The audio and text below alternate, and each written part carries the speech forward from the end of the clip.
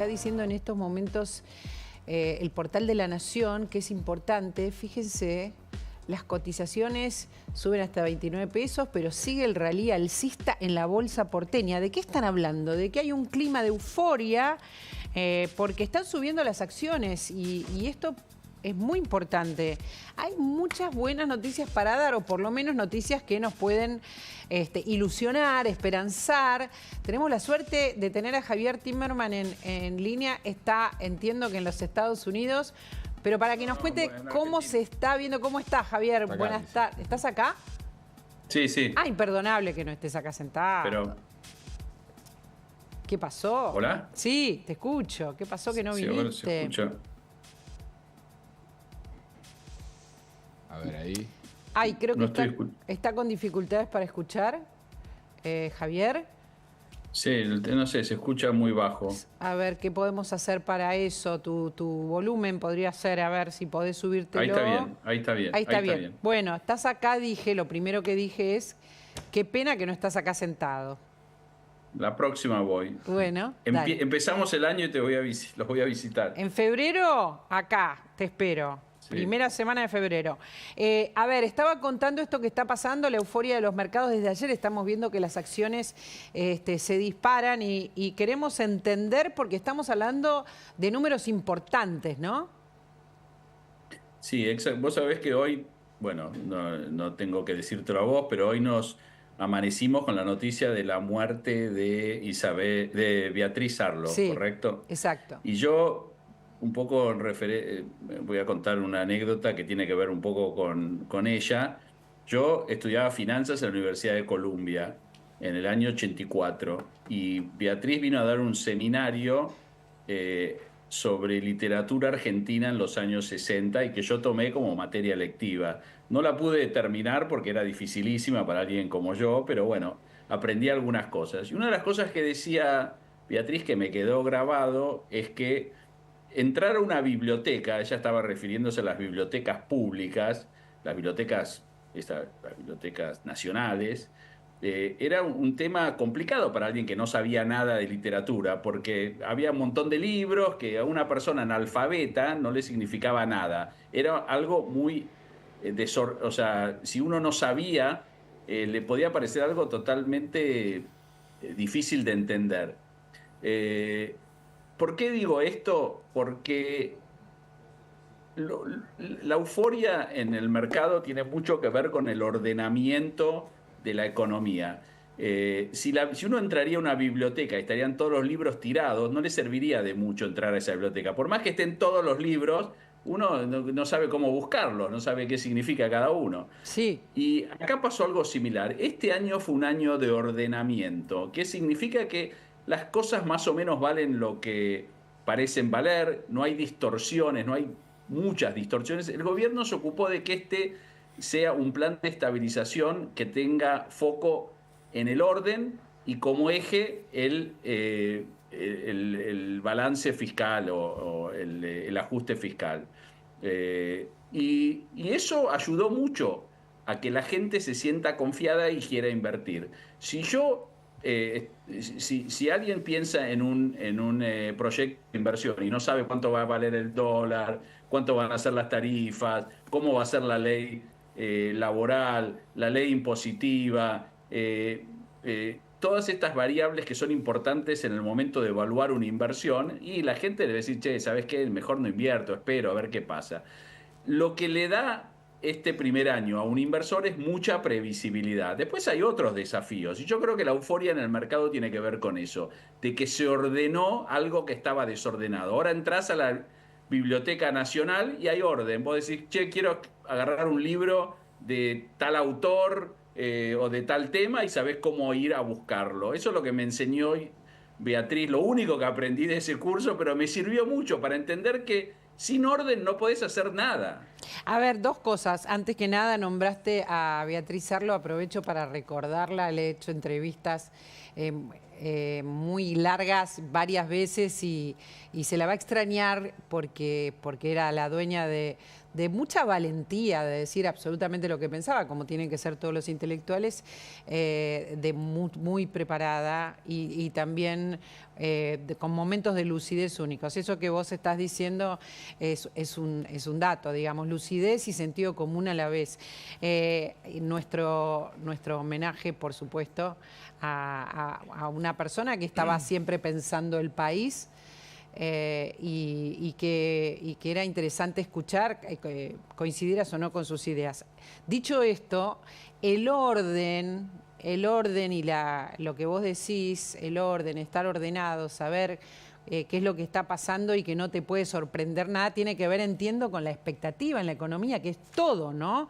La expectativa, lo que puede llegar a pasar es todo. Si tenés mucho desorden, te asustás, te retirás. Exacto. Y bueno, eso es un poco el mensaje que transmitió Milei desde el primer día. Sí. Y la gente, los inversores generalmente desconfiaban de todo lo que tenía que ver con la toma de decisiones en un país caótico como la Argentina. Entonces, bueno, esto no se va a cumplir, esto lo prometen pero no va a pasar, etcétera, etcétera. Y lo que él mantuvo una línea de conducta que después va a necesitar de ajustes para que la economía crezca vigorosamente, porque la economía para que crezca necesita inversiones, o sea, no hay otra forma de hacer crecer una economía que no sea con inversiones. Y para que haya inversiones necesitas no solo, o sea, necesitas previsibilidad, confianza, oportunidades y algo que en la Argentina siempre estuvo en duda, que es la continuidad de las políticas. Yo creo que este va a ser un año electoral y el desafío que tiene Milei es mostrar que la sociedad va a, por lo menos, acompañar ciertos cambios de la política o de la forma de hacer política. Y yo creo que, mira, a mí los inversores internacionales siempre charlando con inversores internacionales, el gran desafío que tenía la Argentina y la gran fuente de desconfianza era la incapacidad que teníamos nosotros de hacer el ajuste que nos permita vivir de una manera, más que nada, usando nuestros recursos financieros al menos. Teníamos fama de incumplidores, etcétera, etcétera. Yo creo que el logro de Milei no fue convencer a los inversores de que el camino era ser más austero, etcétera, etcétera. Yo creo que el gran logro de Milei fue convencer a los argentinos de que ese era un camino que iba a traer ciertos beneficios. A mí, algunos colegas tuyos, especialmente recuerdo a uno, me preguntó en los años pasados, me preguntaba, ¿por qué le pones tanto foco al riesgo país o pones tanto foco en lo que valen los activos argentinos? Al laburante, ¿eso en qué le cambia? Y yo trataba de explicar que todo tiene que ver con todo, en el sentido de que si vos tenés un riesgo país muy alto y tenés una brecha muy amplia y eso se traduce en falta de financiamiento y si vos no tenés financiamiento no vas a tener inversión y si no tenés inversión no vas a crecer. Entonces vos tenés que atacar ciertos desórdenes, llamémoslo, sí, para poder generar las condiciones que te permitan atraer las inversiones. Eso es lo que apuntó el gobierno este año. Hay otras variables que hay que tener en cuenta y que van a ser importantes analizarlas durante el próximo año. Una tiene que ver, como dije antes, con la cuestión política, porque se va a necesitar cierto consenso, porque si no, o sea, ¿dónde está el riesgo que hoy ven los inversores? Muchas veces el riesgo puede ser lo que le pasó a Macri, ¿no? Que se quedó a mitad de camino, pero también hay un riesgo de que externamente en el mundo global haya algún tipo de crisis que no te permita a vos acelerar con los cambios. Entonces tenemos hoy a Brasil en una especie de mini crisis financiera. Todo ese tipo de cosas van a empezar a impactar y lo importante es entender, ya sea los inversores o la gente, que los caminos no son lineales, que el dólar puede subir en la Argentina y no es una catástrofe mientras estén alineadas ciertas variables. Pero cuando hablas de consensos, el gran desafío que tiene el gobierno. Pero cuando hablas de consensos, ¿por qué crees que son importantes en relación a la economía? Quiero entender. Porque los proyectos de inversión son proyectos que tienen que ver con el mediano o largo plazo. Sí, Yo puedo comprar un bono hoy, o sea, para que te des una idea de la dimensión, para que los televidentes se den una idea de la dimensión de las subidas que hubo este año, a fines del año pasado, en octubre o septiembre del año pasado, los bonos argentinos valían 20, 23 centavos, eh, 23 centavos. Hoy valen cerca de 70, algunos incluso más arriba de 70. Acciones que valían 10, ahora valen 90. O sea, hubo un cambio significativo, hubo un rally en el mercado muy significativo, de esos que pasan tal vez en una vez cada 10 años o más. Ahora bien, para en un activo financiero uno tiene la posibilidad de salir inmediatamente. Yo compro un bono, lo vendo al otro día si quiero, y, y no hay una necesidad de mantenerse en esa posición o con esa inversión en el mediano o largo plazo. Pero cuando estás hablando de una inversión en la economía real, ahí sí necesitas previsibilidad, porque vos vas a hacer una inversión que tal vez tengas que invertir plata en los próximos 10 años o 15 o 20. Y para eso necesitas políticas de Estado. Los países en general han tenido discusiones a nivel político, pero no a nivel la estructura económica. Un caso emblemático es Perú, donde los políticos se matan, donde hay un sistema político donde sí, todos los presidentes terminan presos, pero el presidente del Banco Central está hace 20 años, sí. porque nadie toca los fundamentos de la política económica. En la Argentina pasaba lo contrario generalmente. No, y Teníamos puede volver a una... pasar. Me parece importante que lo digas, porque puede volver a pasar porque es una historia muy larga y muy repetida. Entonces, de lo que estás hablando es que con determinadas cuestiones, sean cuestiones de Estado, y existe una continuidad.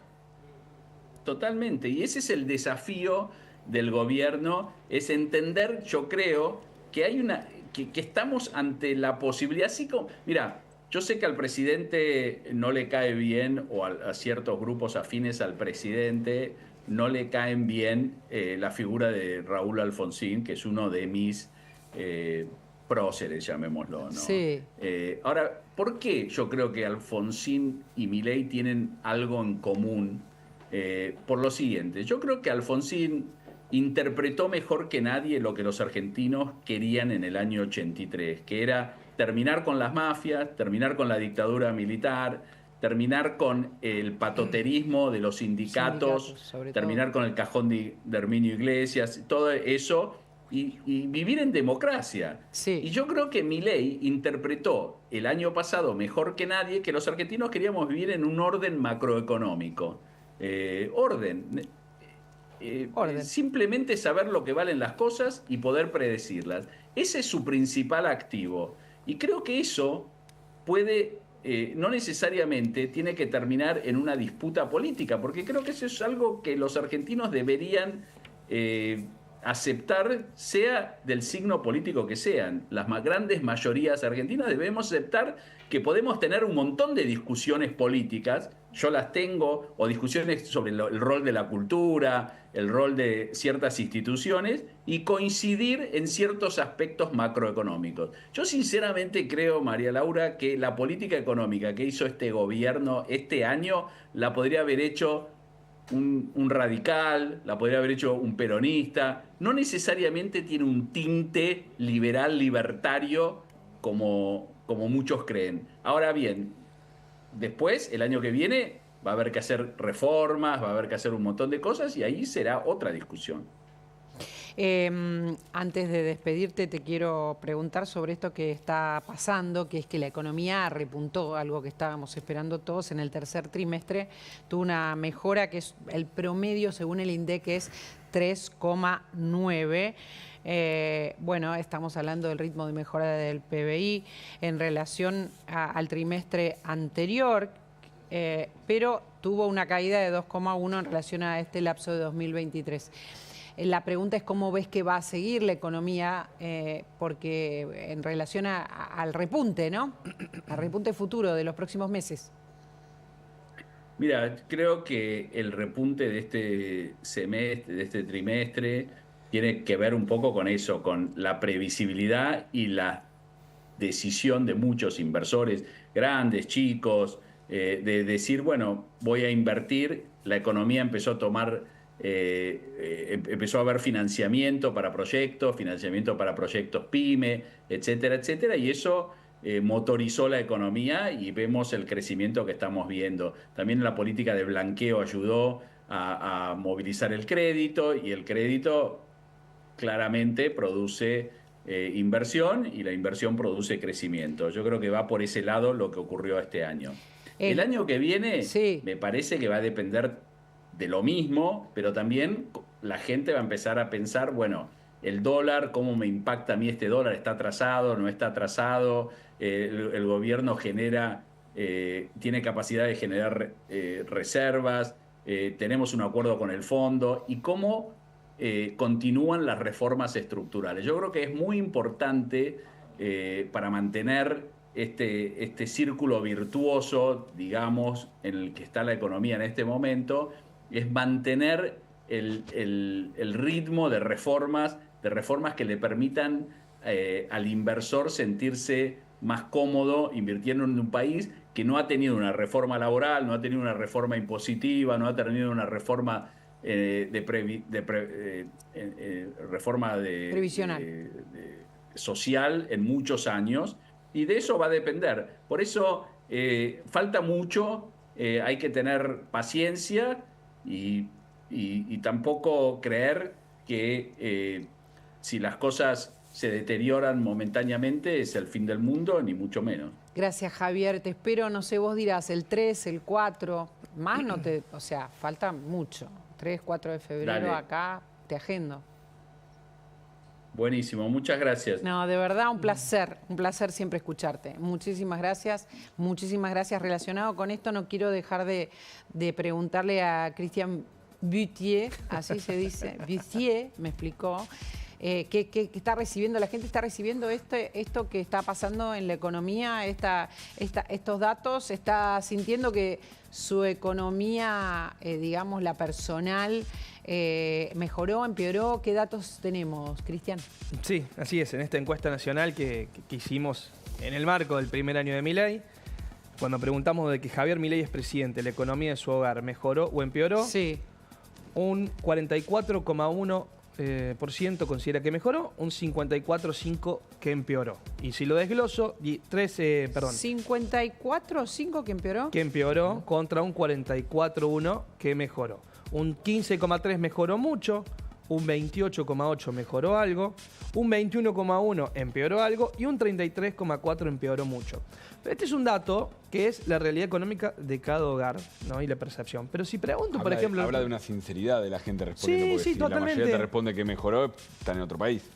Totalmente. O por lo menos es el 15,3% que mejoró mucho, con un 28,8% que mejoró algo, un 44%. Tampoco es que está totalmente desequilibrado, pero hay más personas que consideran que empeoró con respecto a lo que mejoró. Sin embargo, ahora, fíjate que en general cuando pregunto, me interesa mucho siempre preguntarle, Gaby es testigo, a todos los que están haciendo encuestas sobre el gobierno, en general la gente lo valora positivamente. Totalmente, y ahí estaba el dato, se cruzan porque tenemos que, al cumplirse un año de gestión, en términos generales, ¿cómo califica el trabajo del gobierno nacional? Un 52,3% aprueba, un 46,5% desaprueba. O sea, Milei o el gobierno tiene un apoyo o un factor de esperanza que al corto plazo, al día de hoy, no se está percibiendo, por lo menos para la mayoría de los argentinos. Con lo cual hay un segmento que apuesta por este gobierno por más que haya empeorado su economía. ¿Cuánto dura esa paciencia? ¿Y qué dice las dos cosas, siguiendo el razonamiento de Gaby? Con total sinceridad te dice, no, empeoró mi bolsillo, mi economía familiar, pero valoro lo que hace el gobierno. Totalmente. Y ahí es donde se percibe de que hay un factor de esperanza que es capitalizable y que sostiene este gobierno y a Javier Milei con más aprobación que desaprobación, con más del 50% de aprobación. Pero hay muchos factores. Y después, bueno, me parece que es importante interpretar una pregunta que es con respecto a las promesas de campaña. Que ahí también hay un eje, que es, perdón que me meta, pero es, al cumplirse un año de gestión del actual gobierno, para usted, ¿Javier Milei cumplió con sus promesas de campaña? Y sí. Un 28% cumplió con todas, núcleo duro, fidelizado absoluto. 45% cumplió solo con algunas. Y un 25,9% aún no cumplió. un 1% no sabe. O sea, está claro de que hay una expectativa de que la hoja de ruta está clara y que esperan de que el gobierno cumpla las promesas, con lo cual se mantiene el apoyo, con lo cual me parece que esto le da una base absolutamente contundente al gobierno de ser muy competitivo el año que viene. Gustavo Carabajal, con nuestro tema quedó pendiente. Me disculpo porque no entró en todo. Viste que Gustavo, que todo fue hoy con el hijo de Lilita. El hijo de Lilita tuvo un protagonismo importante, ¿no, Gus? Sí, con todo lo que pasó con Cristina Kirchner. Con todo lo que pasó. Cuando digo el hijo de Lilita, vos sabés de quién estoy hablando, ¿no? Queda claro, ¿no? Está a mi lado. El chico que está a mi lado, dijo, ¿no, Gus? Exactamente. Exactamente. Voy a compartir con ustedes un consejo. Si sos distribuidor de materiales